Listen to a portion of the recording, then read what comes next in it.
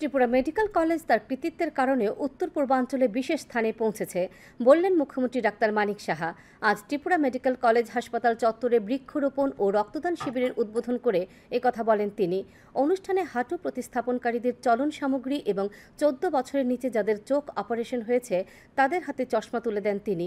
মুখ্যমন্ত্রী বলেন, রাজ্যে ডেন্টাল কলেজের উন্নয়নে 202 কোটি টাকা বরাদ্দ করা হয়েছে। তিনি বলেন, চিকিৎসা পরিষেবা পেতে কাউকে যাতে বাইরে যেতে না হয় তার জন্য কাজ করছে রাজ্য সরকার।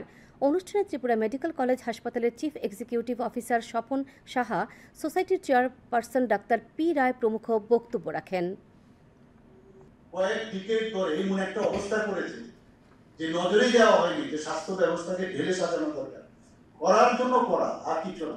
একটা বিল্ডিং বানালেই হবে না, তার ইনফ্রাস্ট্রাকচারের সাথে সাথে মানুষের কথা চিন্তা করে যে কি কি তাদের সমস্যা। আমি বলছি না আমরা 100% করে দিয়েছি, কিন্তু একটা চেষ্টা থাকতে হবে। 9টা সুপার স্পেশালিটি আমরা স্টার্ট করেছি আগরতলা গভর্নমেন্ট মেডিকেল কলেজে।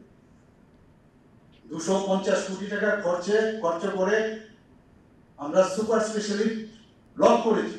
তো সেই অবস্থার মধ্যে কর্পোরেট স্টাইলে হসপিটাল চাই, তো সেইভাবে কর্পোরেট স্টাইলে কিন্তু আমরা এই হসপিটালটা ব্লক করতে পারি।